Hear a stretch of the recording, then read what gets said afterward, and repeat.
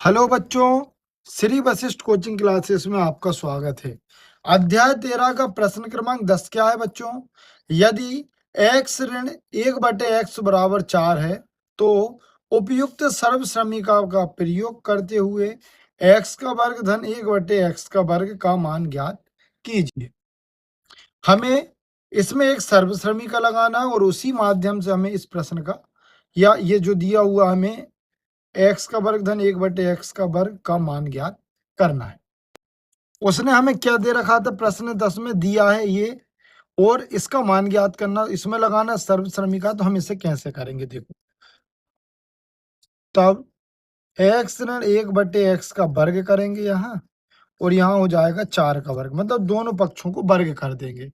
तो देखो क्या हो जाएगा, ये तो हो जाएगा 4 चुक्के 16, और यहाँ पर लगेगी एक सर्वश्रमिका a ऋण b का वर्ग। क्या होता है बच्चों? a का वर्ग धन b का वर्ग ऋण 2ab। ठीक है, तो यहाँ लगा दे रहे हैं हम यही आइडेंटिटी। देखो ये हो जाएगा a का वर्ग मतलब x का वर्ग, b का वर्ग मतलब 1/x का वर्ग धन कि अब यहाँ पर आ जाएगा ऋण 2a, और ये हो गया आपका b। ऐसे लगाना पड़ेगा सर्वश्रमिका। देखो a का काम ये पहला वाला कर रहा तो a का वर्ग, b का काम दूसरा वाला कर रहा तो b का वर्ग, ये वाला ऋण, ये आइडेंटिटी वाला या सर्वश्रमिका वाला दो, क्योंकि ये सर्वश्रमिका होती।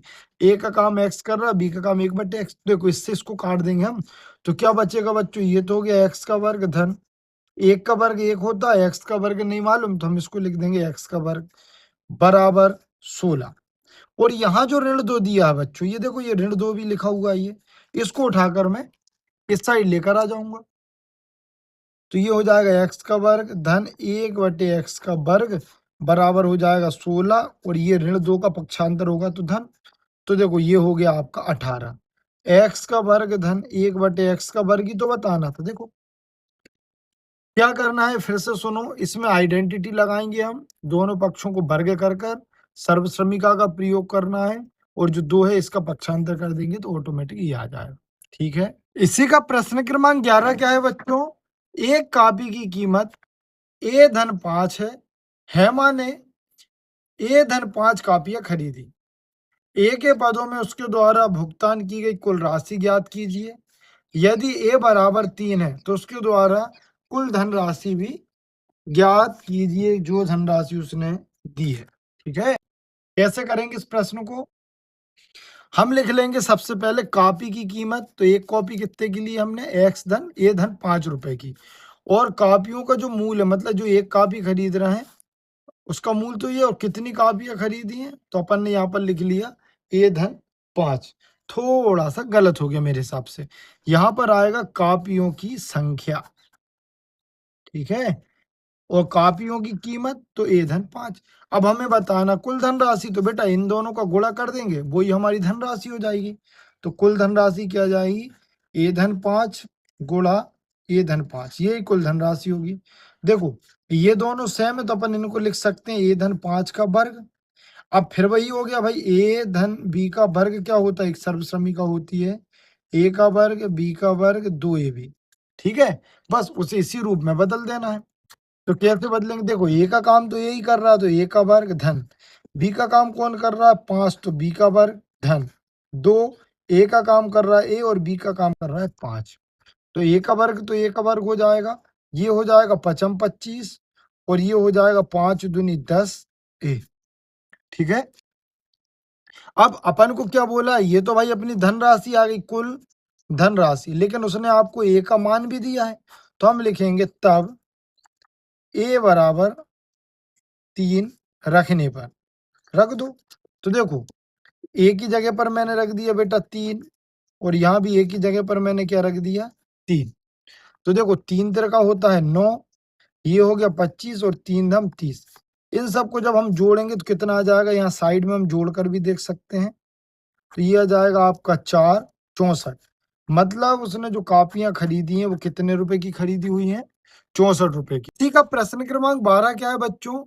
एक आयत जिसका क्षेत्रफल x का वर्ग धन 7x धन 12 वर्ग इकाई है, और एक वर्ग जिसकी एक भुजा की माप x धन 4 इकाई है। तो इस वर्ग का क्षेत्रफल ज्ञात कीजिए। x बराबर 10 के लिए दोनों आकृतियों आयत वर्ग के क्षेत्रफलों की तुलना कीजिए। बहुत आसान प्रश्न है, इसको हम कैसे करेंगे? हमने यहाँ पर लिख लिया बच्चों, आयत का क्षेत्रफल क्या दिया था उसने आपको, x का वर्ग धन 7x धन 12। फिर दूसरे नंबर पर उसने दिया था वर्ग की भुजा, क्या दी है, x धन 4। लेकिन हमसे तो उसने पहले वर्ग का क्षेत्रफल पूछा है और फिर बोला है x बराबर 10 रखना है, तो मैंने ये साइड में लिख लिया थोड़ा सा। तो हम यहाँ पर पहले निकालेंगे वर्ग का क्षेत्रफल।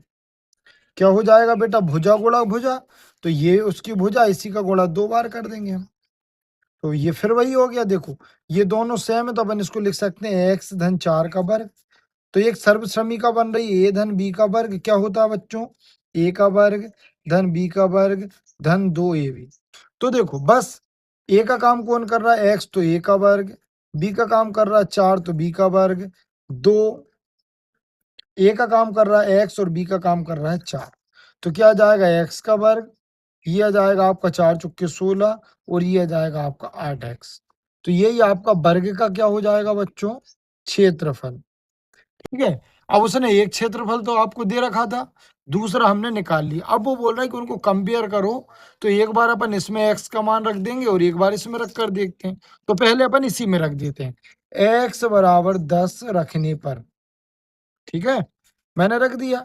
तो देखो x की जगह पर 10, 16, x की जगह पर 10, तो ये हो गया 10 धम 100, ये हो गया 16 और ये हो गया आपका 80, तो मतलब आ जाएगा आपका 196, ठीक है ना, 196 वर्ग इकाई। ये किसका क्षेत्रफल आ गया हमारा, वर्ग का। अब हमें बताना आयत का, तो उसको भी साइड में यहाँ बता दे रहा हूं। तो हम यहाँ पर लिखेंगे आयत का क्षेत्रफल, क्या हो जाएगा, x का वर्ग 7x धन 12। तो देखो फिर वही करना है, x बराबर 10 रखने पर, ठीक है। तो देखो x की जगह पर मैंने रख दिया 10, x की जगह पर रख दिए 10 और ये हो गया 12। तो 10 दम होता है 100, 7 दम हो जाएगा 70 और ये, तो इनको सबको जोड़ेंगे तो 182। अब हमें कंपेयर करना, तो हम यहाँ लिख सकते हैं अतः वर्ग का क्षेत्रफल अधिक होगा, ये हो गया कंपेयर। बस इसमें इतना ही करना था। चैनल को लाइक करें, सब्सक्राइब करें, अपने दोस्तों के साथ शेयर करें। Thank you for watching.